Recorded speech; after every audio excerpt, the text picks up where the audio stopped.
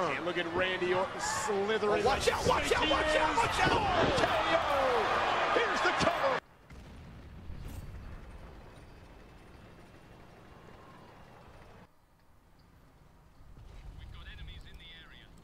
Hey, what's up everyone? And we're back here today with another video. This time we're taking a look at the Becky Lynch Senlac. I'm just going with Senlac because that's the actual tank. And a couple of games on my road to 3 marking it, including the second game, which you're definitely going to want to stick around for. It's one of my best 3 mark games ever. So definitely stick around for that second game. Unfortunately, it's a little cut in the beginning because my laptop died to start the game, but thankfully I was able to get the laptop running because it was definitely worth it. And so far this game on proc is not a slouch by any means either. As we're top tier, no Artie, and we've already picked up 500 damage on a YOLOing SP1C. So not much to talk about in the gameplay of this one, at least at the moment. We're going to do the usual kind of thing with light tanks on proc, especially light tanks that aren't super sneaky, like the Senlac, and we're just going to kind of work the ridgeline here. And we can do that a little more passively because there's no RD in play, so we can kind of use the map a little more to our advantage. Even when we get spotted, we don't have to worry about getting hit from the back of the map at this point. So, if I was in something like the Vanguard or something a little more, like I said, sneaky, you can use the bushes over to my left on that 1-2 line. Good timing pulling out the map. Thanks, Turkey. No. But the Senlac is not sneaky. You can see how big this tank is. It's very fat for a light tank. And that means it's not great at passive scouting. Honestly, it's not really great at active scouting. At least, like, in terms of something like in T1LT, LTTB, something like along those lines, that's super quick, super agile, and it can maneuver to get out of dodge. This thing is kind of fat, chunky, and yeah, it's not really mobile for a scout. So it kind of leaves us in this weird role playing this light tank. I quite like it, but you have to realize you're more of like a stationary vision platform, if that makes sense. Obviously, you still want to try to unspot it to an extent. You still got that light tank camo bonus of on the move. But you can see here, I'm just kind of being a nuisance. I'm not right up front scouting along the ridge lines, stuff like that, because I don't go that fast. I do, what, like 60? And right now, I'm getting into a situation I don't want to be in, as the Batchat 12T is just YOLOing me. Luckily, he misses quite a few. Then we load the meme HE rounds on this bad boy, which, if you've ever fought one of these and they start firing at 1 second, or round every 1 second, that's why the HE rounds only have 50 pen with the 80 alpha damage, but the reload is massively decreased, which is really unique. I think it's the only tank in the game that has that. So the reload is like 1.3 seconds or so with my crew, and you have to be careful because if you're playing the game more seriously, they can get you into trouble, and I kind of talk about that in the second game, or a situation where they kind of get me in trouble. But in this situation, I'm not the only person fighting these light tanks. They're more focused on this SU at this point, and I had the rear of the Holland Hound. If I had the front of him, these may not go in. I kind of have to remember to free aim here, and then we get onto the rear of him and just start dumping these things into him. You just see that damage rack up really quickly when you just pen every shot, almost. And we take him out of the game just in time for the Batchat 12T to return and make another pass. Unfortunately, we're not really penning him too much, but we do track him in place. Get missed by the TD off to our left, but he does put one into us, unfortunately. So, heck of a lot going on in this game. A lot of YOLOing light tanks, thanks to the wonderful event this week going on with the Artie and the light tanks competition. Not a huge fan of that. I personally, for light tanks, I'd like to see them limited to like 3, even as somebody that likes lights. And well, Artie, yeah, I'm not going to go down that rabbit hole. We can probably make a good guess on what I think of Artie, but this game is still pretty close at this point. What, 7 to 8? and we picked up 4K assisted, or 4K combined, sorry. And what we're looking to get damage-wise to get the third mark, 'cause that is what I was going for here, or on the way to it, is about 2,500 to 3,000 to make it go up consistently. That's not the exact number. You can look that up on some various websites for this tank. But to really make it jump, we want to be around that 2,500, 3K plus kind of range. And right now we're well above that with over 4,000 combined and plenty of damage to go. And so far we haven't done very much in this past couple minutes. Even managing to bounce APCR off a Scorpion G. You know, life finds a way, I suppose. And right now we're just kind of like, what are we doing? We're not really doing much, and at this point I see the Canonins actually moved all the way over to the other side of the map. And that's why I hadn't pushed here, because I'd seen the Canonin before down this ridgeline, and I know he's an easy one-shot for me, and I can't out-traverse a Canonin, because I've had that. Trust me from experience, I learned the hard way. You can't out-traverse a Canonin in this tank. And that's what it's not very great for that active scouting, trying to circle some stuff. But now we're in the situation where we're getting the rear of these guys. We take out the T-54E2, which is a good kill because he was up to 5 kills, I believe. So he kind of, it's a good guess that he probably knows what he's doing. So we get a dangerous player, most likely, out of the game. And rather than just wait around here and try to get easy shots or wait for shots to come to us, we're going to push all the way in. We see all their tanks are up on that ridgeline, and we're just going to try to flank them. As simple as that. They've left this side unguarded, and hopefully we're at a long enough distance where we won't even get spotted, honestly, at this range in this tank, regardless of how chunky it is. And sure enough, we had the APCR loaded, mainly for this guy, just in case, and we've just got the rear of him, and we're just going to go right through and just butcher this VK100 with as many shots as we can before he does get away finally and goes below the crest of the hill. Now, right now all we have left besides me and this turtle that is with me, who's been playing pretty good actually, as we are just consistently bouncing off this T-32, and he goes unspotted, but our shell gets there and takes him out before he can get away. So now the scores are pretty much evened up. We have the advantage in tanks, I think. They do have more tanks than us, but we have the vision on a very wide open map. So that's very important. I've always just preached that is vision on these type of maps is just king. If you know what you're doing and what to do with it. And here we get this drop on the Canonin, put one into him. Don't really have the alpha or the accuracy at 500 meters to be aiming for drive wheels. If you do that at this kind of range for the light tank, you're probably going to miss. Or just wasting shots. So I'm just going to go for the actual damage. Fortunately, the last shot doesn't quite come off, but that's okay.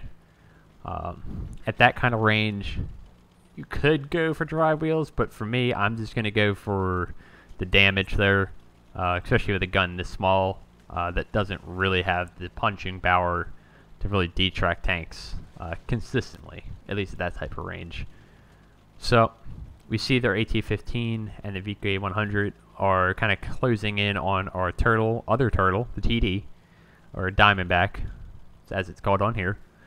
I'm used to the PC version, I suppose, maybe. And rather than just charging in here, and smartly, my other teammate in the light tank isn't doing that either. It's just kind of keeping her distance. Unfortunately, that Diamondback is going to die. There's nothing we can really do about it. And if we just rush in there and try to save the day, we're going to die too, because we're just going to be way too close. He's going to die, then they're going to switch their focus right onto me. And we're going to make the fight just a whole lot more difficult on ourselves in order just to try to futilely save a teammate. It sucks for him, but to win the game, it's what needs to be kind of done here. Is we're just going to sit at 380 meters or so. Pretty immune, I would say. We're trying to pen this guy frontally, but this is just kind of a lost cause. He does have his turret sideways on, but even with APCR, we really need that VK100 to be just completely side on. No ifs, ands, or buts about it. As we try to lose the spot, and we're just going to Try to extend that distance again as the VK100 is slowly making his way towards me. Very slowly. And just wait for my friend in the turtle up top on the hill, which is another good position to be at. Look for the shot, and there we go. Finishing off the VK100. And now here, I should have just sat behind the rock until I got unspotted, but I figured AT-15 is already focused on the turtle, so that's okay. But maybe in retrospect, safer play to sit behind that rock. But here, we're just going to try to get the spot, because Turtle can't actually spot it himself from all the way up there. He's actually moving down, it looks like. And we start putting some shots into this AT-15 side.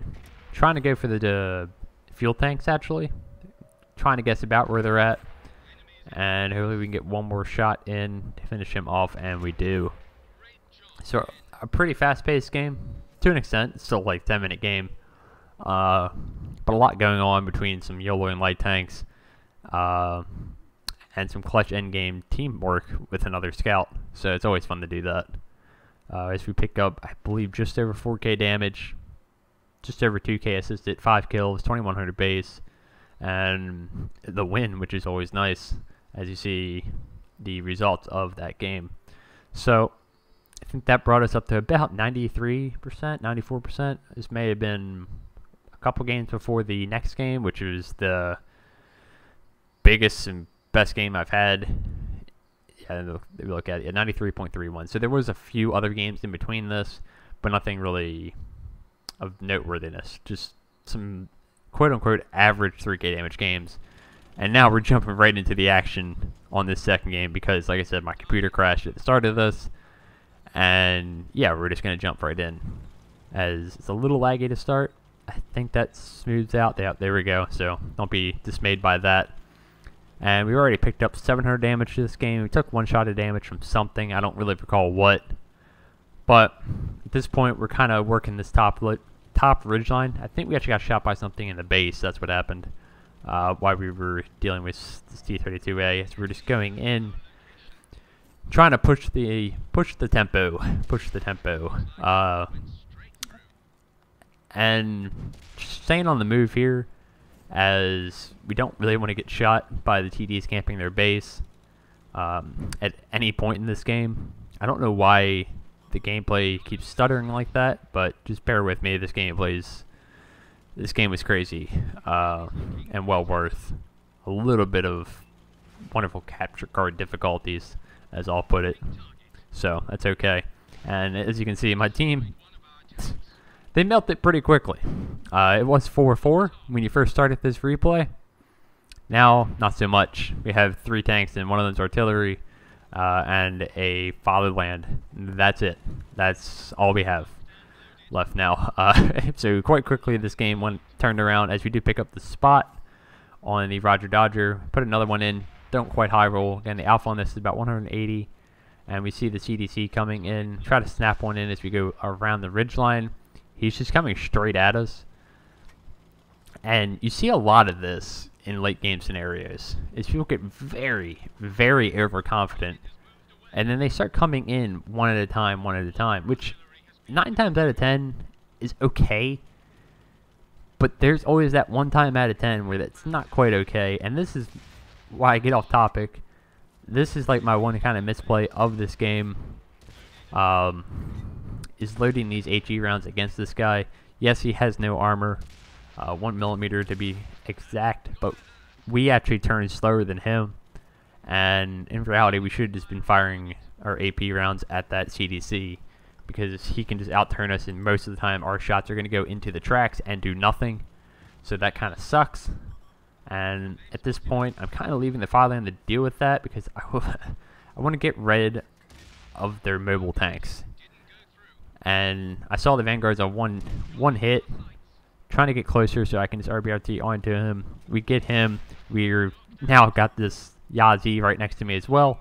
We're taking some fire from over on our base, and right now it is 1 versus 7. It is 1 versus 7. And at this point, I was just trying to get as much damage out of this as possible, just to maintain those marks. Because even right now, we're just now hit over that 2,500 damage mark that we really want to be at. Already misses us, and right now we're just chasing this Yazi around. trying to take him out of the game. And sure enough, we do. But unfortunately, we do take a hit from one of their camping TDs. That was either the Ag 88 or the Elephant, or yeah, that's the German name for it. But that's what I'm calling it right now because I'm blanking on the name. Ferdinand. There we go. Both names, historical facts for you, for everyone. But at this point, we're trying to get out of dodge because I know both those things are up there. I don't want to just rush straight up there because that's going to be death for sure. And sure enough, we spot both those guys just chilling on their little perch. And honestly, when I saw that, at this point, I was like, okay, I'm going against 3 turretless TDs. The other one's the Yak Panther 2. They both missed me really closely. Lucky devil I am. And a one-shot Roger Dodger and 2 Arties. So, why this game is 1 versus 6, I see I have almost 8 minutes. And I don't have much hit points. It would have been nice to have about 500 hit points at least. Just so I could take a shot of damage from any of these guys, hypothetically. But at 240, I can't. However, with that fact that I only have 1 tank to go against that really has a fully rotating turret, and a bunch of TDs that don't have view range, I had actually hopes that maybe this is possible. Especially on a map like Sand River where I can really work ridge lines and confuse turretless TDs quite easily. So at this point, I'm just kind of circling around, seeing if I can pick up the spot on the Roger Dodger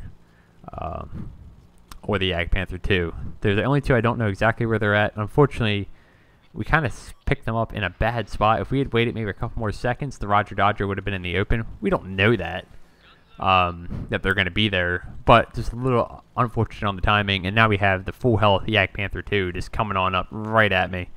And at this point, I don't really want to engage him up here. I'd rather get down there, see if I can get him to come up and drive all the way up here, and then I'm not there without getting spotted. But unfortunately, he peeks over the ridgeline there, and it kind of sucks.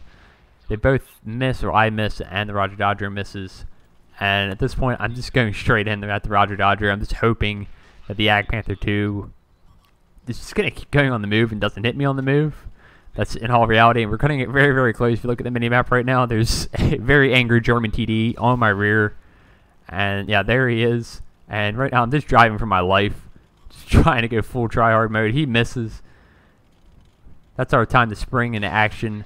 And we're just going to put a couple shots into him and then make our getaway, honestly. I don't want to be in this spot because one already can hit me fairly easily. And I can't traverse in that little ditch very well as we get another lucky shot there. It's tempting to try to stay there and circle him. But that is not the place I want to circle him at. That is bad ground, very confined space. And I'm only on 200 hit points. He could ram me to death. I'd rather take this fight into an area that's much more suited to me, much more long distance. So we're going to go up towards the north again. Unfortunately, he does spot us. We RBRT, we blow up the car for Michael Bay effects, because why not? And at this point, I still know that those TDs probably haven't moved. They sat there all game, and I don't think they're going to move unless this Yak Panther 2 dies as well. So I'm not too worried about them. I know this guy's going to be around here somewheres. Unfortunately, we got to catch him like right in the worst spot possible. We're just hoping we can coil out, traverse him, and we are able to, just barely with a little help with the handbrake turn. Put 2 into him, a third, don't quite high roll enough. And we have to free in the last one, and we take him out too. So that brings us down to a 1 versus 4 now. And at this point, my confidence was really high. Really, really high. And I'll tell you, the reason why is because these guys haven't moved. Not knocking them at all. It's whatever. I don't care how you play the game. But when I see somebody just sitting in base the entire game and are not super aggressive, I'm going to be pretty confident that I can get the drop on them quite easily. Just judging based on how they're playing. I don't know why they're playing like that. It's whatever. As we are able to get one into the Artie. And this Artie is going to be a little bit of a pain because he's actually doing something that the tank should be doing, and he's spotting. which is very surprising and very weird footage. And there we go. They actually moved a little bit, so we spot up the Ferdinand here. I'm going to go for the Ferdy because he's much more easy to pen with our APC-R at this point. Just trying to look for some shots. We'd like to hit that 30mm weak spot on the side of him, but we can pretty much pen a Ferdinand anywhere with the APC-R. Try to put one in the Yag as he drives across, and we are making sure to move after every shot just a little bit. I'm not too concerned that he's going to blind fire me. However, just to be safe, we're going to take that extra precaution. And I'd love to have some of those shots back that just did tracking damage, because that would have been super helpful in terms of killing him. And then a wild M53 appears. Somehow that shot misses. I think we may have just let it too much. And we can't quite finish him off without putting ourselves at pretty big risk at the Yag 88. So we have to leave him on a one-shot there at this point. So, a lot's going on. We're already up to 5k damage and 4 kills. And here I was hoping the M53, as the M12 misses me, would just give me a slight opportunity to get a shot. But it doesn't quite happen. He's getting shot by his own teammates. Don't know what that's about. And honestly, at this point, I'm like, okay, I'm just going to gun it. I'm just going to gun it straight across and get up towards this ridgeline. Now, this is very, very ballsy. No other word about it. Yag 88 misses. Just sheer confidence at this point that I'm just going to get across and RBRT onto the Artie. Thankfully, our third shot does pen and hit him. So that's nice, picking up our 5th kill. M12 misses again. But at this point, we only have 2 minutes left. We are strapped for time. And that already made us really waste some time and took away our positioning. I'd rather be on the other flank right now, where I could easily shoot this Ferdinand by going down the sand dunes and just easily outspot him. But at this point, that's okay. It's not okay, but it's what we have to deal with. And we do have shots here that are unspotted through this palm tree. We put a couple into the Ferdinand, and this is what I mean, where we'd like to have those couple of shots back that only did like tracking damage. Because right now he could very easily be a one-shot or dead if those shots had panned out. And he's pretty much hauled down here at this point. And I'm like, okay, I can't really win this. There's almost no way I can win this. Then the Yag appears. We have the traverse speed to outflank the Yag Tiger. Ferdinand hits our tracks, luckily. I'm just still RBRTing onto the Yag to get some damage off of him. I'm going for the draw at this point. I can't kill. I don't have the DPM. I don't have the time to really do this. So I'm going for the draw. Let's try to kill the Ferdinand, try to kill the Artie in 50 seconds, and see if we can at least get, not the draw, but the win by damage. That's what I'm shooting for at this point. See how much I can do. Ferdinand hits us. Luckily, he doesn't kill us somehow. It appeared to be HE, to be fair, which is kind of funny. And we put another one into him with an RBRT, and hopefully we can kill him with this shot, and we do. 20 seconds left. We know we can't kill the Yag in 20 seconds. That's just not feasibly possible, but we could kill the Artie. I load HE here, which is a little questionable, because I could actually just two-shot the Artie, and I probably could have very easily done that now looking back.